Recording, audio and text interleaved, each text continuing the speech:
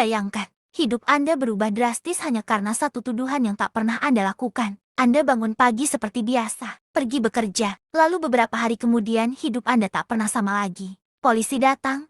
Anda dituduh membunuh satu keluarga. Anda bingung, syok, tidak tahu harus berkata apa. Tapi semuanya terjadi begitu cepat. Dalam hitungan minggu, Anda dipenjara. Dalam hitungan bulan, Anda dijatuhi hukuman mati. Dan waktu pun berjalan, tahun demi tahun.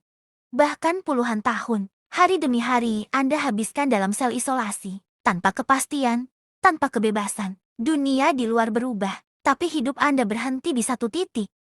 Namun, ada satu suara yang tak pernah berhenti. Satu orang yang terus berdiri untuk Anda. Bahkan ketika semua orang sudah menyerah. Dia adalah kakak Anda, Hideko. Sosok perempuan sederhana, tanpa jabatan, tanpa kekuasaan, tapi punya tekad sebesar gunung. Ia tidak terima adiknya dihukum atas kejahatan yang tidak ia lakukan. Dan sejak hari pertama, ia bersumpah tidak akan berhenti berjuang sampai kebenaran terungkap. Ini adalah kisah nyata. Kisah tentang cinta keluarga, keteguhan hati, dan harapan yang tidak pernah padam. Kisah tentang Hideko dan Iwao Hakamata. Tahun ke-1966 kota kecil Shizuoka, Jepang. Mendadak diguncang tragedi besar. 4 orang anggota keluarga termasuk anak-anak ditemukan tewas secara brutal di rumah mereka. Tak hanya dibunuh, rumah mereka pun dibakar. Polisi bergerak cepat, dan hanya dalam waktu singkat, mereka menetapkan satu tersangka, Iwao Hakamata. Iwao bukan orang asing bagi keluarga korban. Ia adalah mantan petinju profesional, yang saat itu bekerja di pabrik miso milik korban. Bagi sebagian orang, tuduhan ini terasa mengejutkan. Tapi bagi polisi, ini tampak seperti solusi cepat. Beberapa hari setelah penangkapan, polisi mengumumkan bahwa mereka menemukan pakaian berlumuran darah, disebut-sebut sebagai milik Iwao, tersembunyi dalam tangki penyimpanan pabrik. Namun sejak awal, ada yang terasa janggal. Pakaian itu terlalu kecil untuk tubuh Iwao. Warnanya masih terlalu cerah, seolah baru disimpan. Dan Iwao sendiri terus bersikeras bahwa ia tidak tahu menahu soal pembunuhan itu. Tapi mesin hukum Jepang sudah mulai bergerak. Iwao ditahan, tanpa pengacara, tanpa akses keluar, tanpa hak bicara, selama lebih dari 20 hari penuh. Ia diinterogasi siang dan malam, tidur yang minim, tekanan yang besar, kondisi fisik dan mentalnya terus ditekan. Hingga akhirnya, Iwao menyerah. Ia mengaku, tapi pengakuan itu tidak bertahan lama. Setelah mendapatkan ruang bernapas, Iwao menarik kembali pernyataannya. Ia mengatakan bahwa ia dipaksa mengaku, bahwa ia hanya mengatakan apa yang polisi ingin dengar. Namun semuanya sudah terlambat. Tahun 1968, Iwao dijatuhi hukuman mati, dan sejak saat itu, ia hidup dalam penantian eksekusi yang bisa datang kapan saja. Dunia mulai melupakan nama Iwao Hakamata. Berita lain datang dan pergi. Tapi di balik semua itu, ada satu orang yang tetap berdiri. Hideko Hakamata, kakak perempuannya.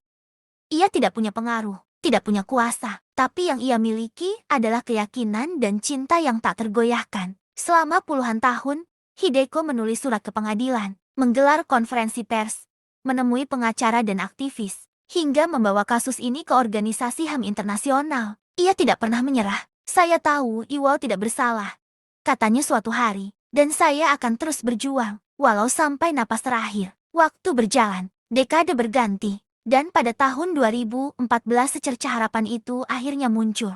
Hasil analisis forensik baru mengungkap sesuatu yang mencengangkan. Darah yang ditemukan di pakaian, bukti, ternyata tidak cocok dengan profil DNA Iwao. Lebih mengejutkan lagi, ada indikasi bahwa bukti tersebut telah direkayasa. Dengan fakta ini, Iwao akhirnya dibebaskan. Bukan sepenuhnya bebas tapi dibebaskan sementara, sambil menunggu putusan baru dari pengadilan. Untuk pertama kalinya dalam 45 tahun, Iwao keluar dari penjara.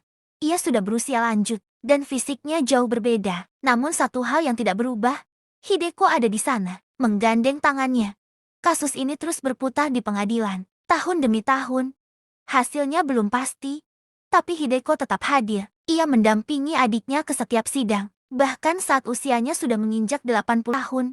Dan akhirnya, pada bulan Maret tahun 2023, Pengadilan Tinggi Tokyo memutuskan akan mengadakan sidang ulang. Lalu, pada September tahun 2024 keajaiban itu benar-benar datang. Iwao Hakamata, yang selama 56 tahun menyandang status pembunuh, akhirnya dinyatakan tidak bersalah. Ruang sidang dipenuhi air mata. Hideko memeluk adiknya erat-erat. Tangis pecah bukan karena sedih, tapi karena lega. Keadilan, meski terlambat, akhirnya datang. Hari ini, Iwao hidup bersama Hideko di sebuah rumah kecil di Hamamatsu. Hideko mengecat pintu rumah mereka dengan warna merah muda. Warna yang ia pilih sebagai simbol harapan dan kebahagiaan. Tentu, luka itu belum sepenuhnya sembuh. Iwao masih sering diam, masih memikul trauma panjang dari hidup dalam tekanan dan isolasi. Tapi sekarang, ia tidak lagi sendiri. Ia bersama kakaknya, di rumah, di dunia yang sempat ia tinggalkan selama puluhan tahun. Kisah Iwao dan Hideko bukan sekadar cerita tentang kesalahan hukum. Ini adalah kisah tentang cinta yang tidak bisa dihancurkan waktu. Tentang keyakinan yang tidak pernah padam. Bahkan ketika dunia tak lagi percaya. Tentang satu perempuan yang memilih untuk berdiri ketika semua orang memilih diam. Hideko tidak pernah menjadi pahlawan di mata dunia. Tapi bagi adiknya, dia adalah segalanya. Dan hari ini, dunia akhirnya melihat betapa kuatnya cinta seorang kakak.